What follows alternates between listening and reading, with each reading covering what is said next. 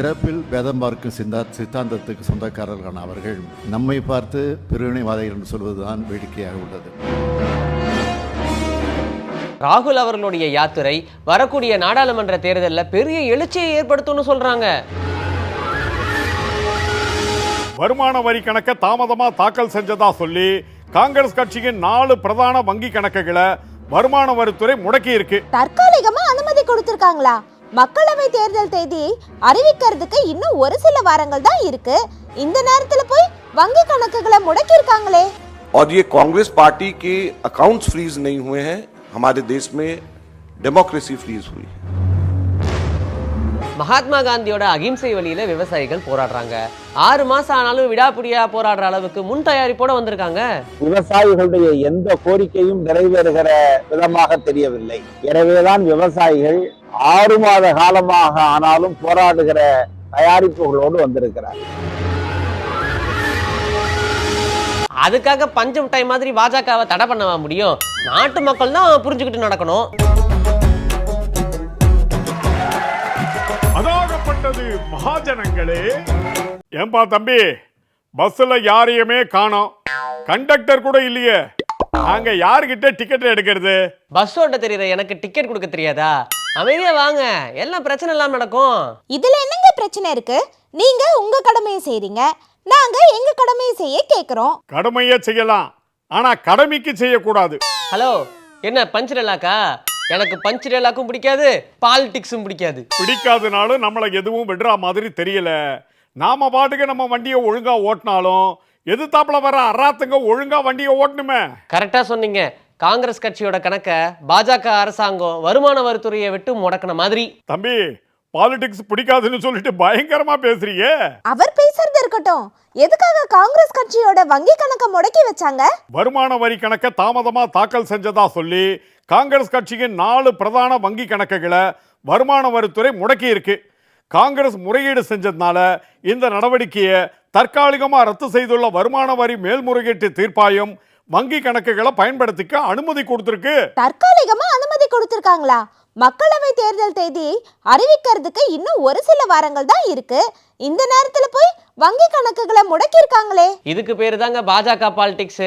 இதை பத்தி காங்கிரஸ் கட்சியோடைய பொருளாளர் அஜய் மாகான் சொல்லும்போது, இது வெறும் காங்கிரஸ் கட்சியோடைய கணக்கு முடக்கம் மட்டும் கிடையாது, ஜனநாயகத்தையே முடக்கினதுக்கு சமம் அப்படின்னு சொல்லியிருக்காரு. தேர்தலுக்கான அறிவிப்பு வெளியாகிறதுக்கு இன்னும் 1 மாசமே இருக்கிற நிலையில முக்கிய எதிர்கட்சியோடைய கணக்கை முடக்கி நாட்டுல ஒற்றை கட்சி ஆட்சி அமைக்க திட்டமானு இன்னும் நிறைய கேள்வி வச்சிருக்காரு. कांग्रेस पार्टी के अकाउंट्स फ्रीज कर दिए गए हैं. हमारे देश में लोकतंत्र पर तालाबंदी हो गई है और ये कांग्रेस पार्टी के अकाउंट्स फ्रीज नहीं हुए हैं, हमारे देश में डेमोक्रेसी फ्रीज हुई है. ஆமாங்க, இது ரொம்ப சர்வாதிகார போக்கால இருக்கு.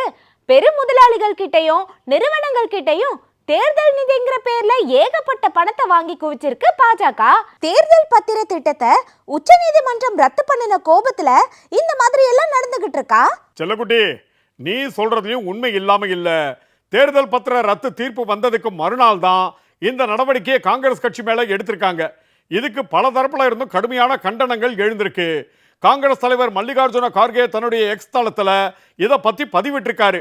அதுல நாட்டின் மிகப்பெரிய எதிர்கட்சியான தேசிய காங்கிரசின் கணக்குகளை அதிகாரமிக்க மோடி அரசு முடக்கி இருக்கு, இது இந்திய ஜனநாயகத்தின் மீதான ஆழமான தாக்குதல் அப்படின்னு குறிப்பிட்டிருக்காரு. பாஜக வசூலிக்கும் அரசியல் சட்டத்திற்கு புறம்பான பணத்தை அவர்கள் தேர்தலுக்கு பயன்படுத்துவார்கள், ஆனா கட்சிக்காக கஷ்டப்பட்டு திரட்டப்பட்ட எங்கள் நிதிக்கு சீல் வைக்கப்படும், இதனால்தான் எதிர்காலத்தில் தேர்தலே வராது என்று கூறுகிறோம். இந்த நாட்டில் கட்சி அமைப்பு ஜனநாயகத்தை பாதுகாக்க நீதித்துறையிடம் வேண்டுகோள் வைக்கிறோம். இந்த எதேட்சிகாரத்துக்கு எதிராக களத்தில் இறங்கி கடுமையாக போராடுவோம் அப்படின்னு ரொம்ப காரசாரமா பேசியிருக்காரு. 400 சீட்டுக்கு மேல வாங்குவோம் அப்படின்னு பிரதமர் நாடாளுமன்றத்திலே பேசுறாரு. இன்னொரு பக்கம் பிரதான எதிர்கட்சியை முடக்கிற வேலை நடந்துகிட்டு இருக்கு. பயம் இல்லாத மாதிரி நடிக்கிறதா வீரம்னு சொல்லுவாங்கல்ல, அந்த மாதிரி இருக்கு. ஆனா பாஜகவோட பயம் அப்பட்டமா வெளியே தெரியுது. கரெக்டா சொல்லிட்டேன் தம்பி. காங்கிரஸ் கட்சியின் முக்கிய தலைவர் ராகுல் அவர்கள் இதை பத்தி சொல்லும் போது, பிரதமர் மோடி பயப்பட வேண்டாம், காங்கிரஸ் என்பது பணபலத்தின் பெயர் அல்ல, மக்கள் பலத்தின் பெயர்.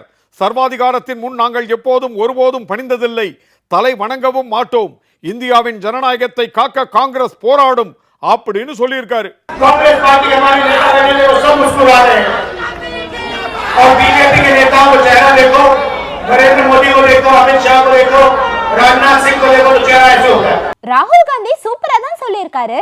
பீகார்ல நியாய யாத்திரை மேற்கொண்ட ராகுல் காந்தியை உட்கார வச்சு பீகார் மாநில முன்னாள் துணைத் தலைவரும் ராஷ்டிரிய ஜனதா தள தலைவருமான தேஜஸ்வி யாதவ் ஜீப் ஓட்டின காட்சி பயங்கர வைரல் ஆகியிருக்கு பாத்தீங்களா?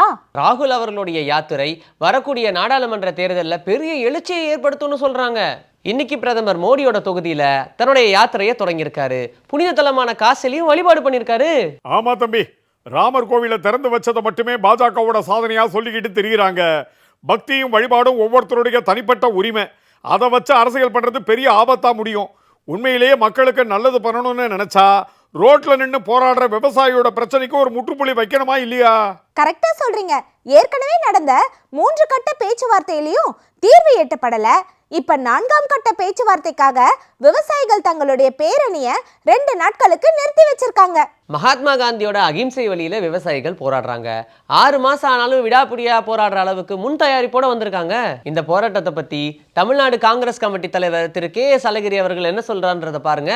மகாத்மா காந்தியினுடைய அகிம்சையை வன்முறையற்ற ஒரு போராட்டத்தை நடத்தி உலகையே வியக்க வைத்தார்கள். அதனுடைய அடிப்படையில 3 அவசர வேளாண் சட்டங்களை திரும்ப பெற்றார் மோடி. ஆனால் திரும்ப பெற்றாரே ஒழிய விவசாயிகளுடைய எந்த கோரிக்கையும் நிறைவேறுகிற விதமாக தெரியவில்லை. எனவேதான் விவசாயிகள் 6 மாத காலமாக ஆனாலும் போராடுகிற தயாரிப்புகளோடு வந்திருக்கிறார். விவசாயிகள் வர வண்டிக்கு முள்மெத்தை விரிக்கிறீங்க, ஆனா கார்பரேட்டுகளுக்கு சிவப்பு கம்பளம் விரிக்கிறீங்க அப்படின்னு அமைச்சர் அன்பில் மகேஷ் அவர்கள் கூட பேசியிருக்காரு. இங்க பயங்கரவாதிகள் யாரு, மத்திய அரசா இல்ல விவசாயிகளா அப்படின்னு கூட அவர் கேள்வி எழுப்பியிருக்காரு. வருகின்ற வண்டிகளை எப்படி வழிமறிக்கிறார்? அங்கே புகை குண்டுகளை வீசப்படுகின்றது, காவலர்கள் மூலமாக அடக்கப்படுகிறார்கள். முள்ளு மெத்த வண்டியெல்லாம் உள்ள வந்துடக்கூடாது, முள்ளு மெத்தையை விரிச்சு போட்டு அந்த வண்டியெல்லாம் வர முடியாம.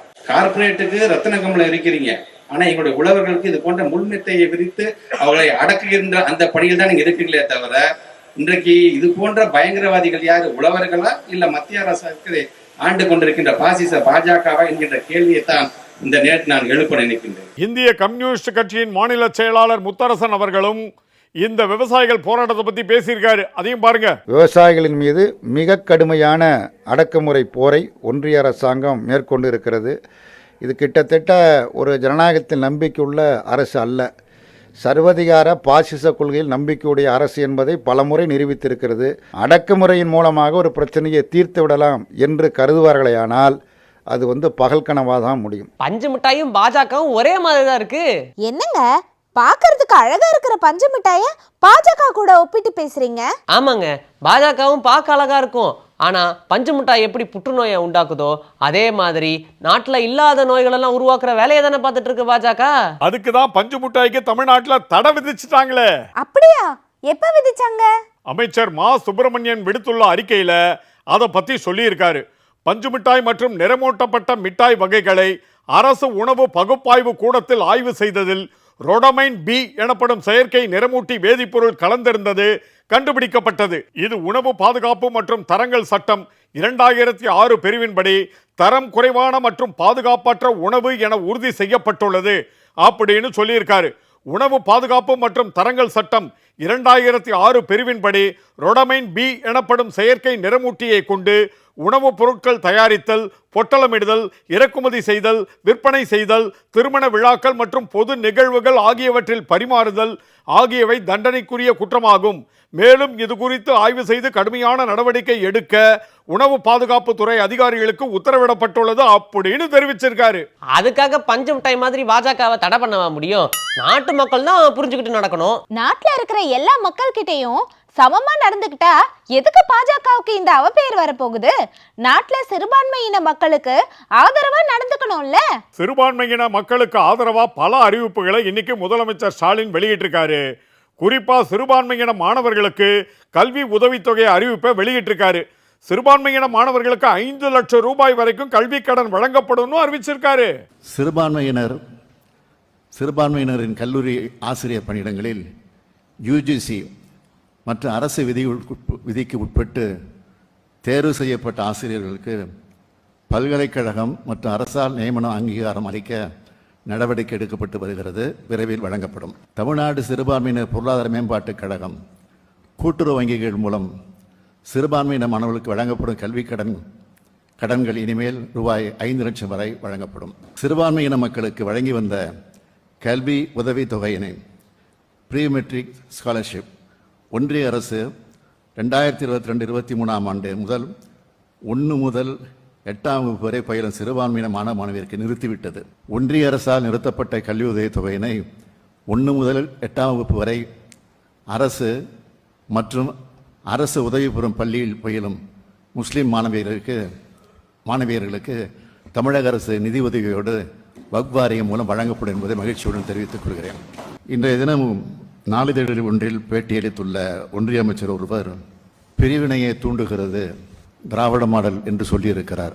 இதைவிட சிறந்த நகைச்சுவை பேட்டி இருக்க முடியாது. பிறப்பில் பேதம் பார்க்கும் சித்தாந்தத்துக்கு சொந்தக்காரர்களான அவர்கள் நம்மை பார்த்து பிரிவினைவாதிகள் என்று சொல்வதுதான் வேடிக்கையாக உள்ளது.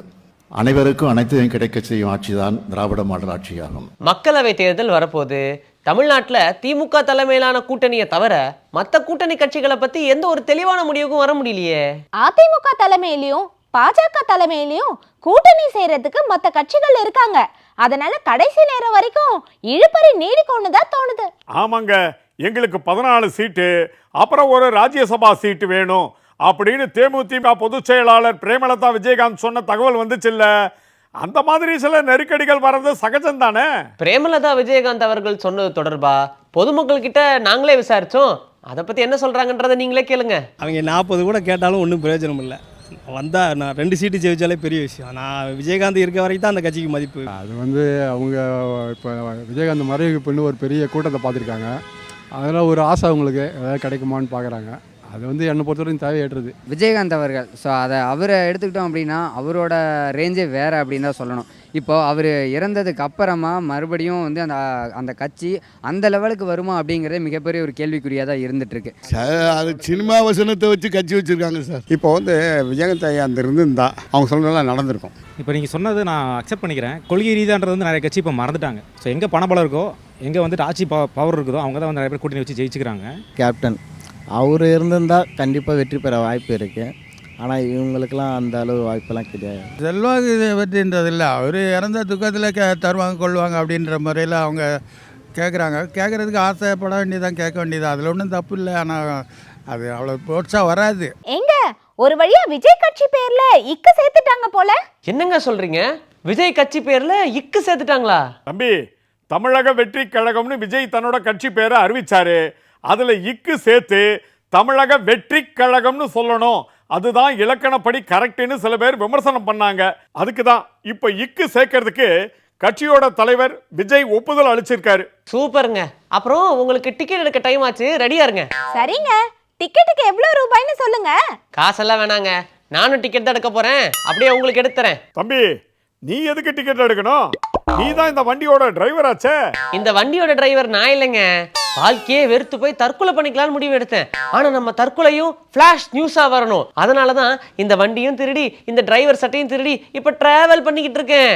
ஐயோ, இதுதான் டிக்கெட்னு சொன்னியா? டேய், வண்டியை நிறுத்துடா. வண்டி எல்லாம் நிப்பாட்ட முடியாது. பிரேக் ஒயரை புடுங்கி போட்டாச்சு. இந்த பல்ல வந்துருச்சு.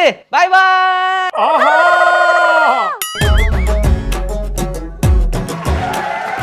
அதாகப்பட்டது மகாஜனங்களே.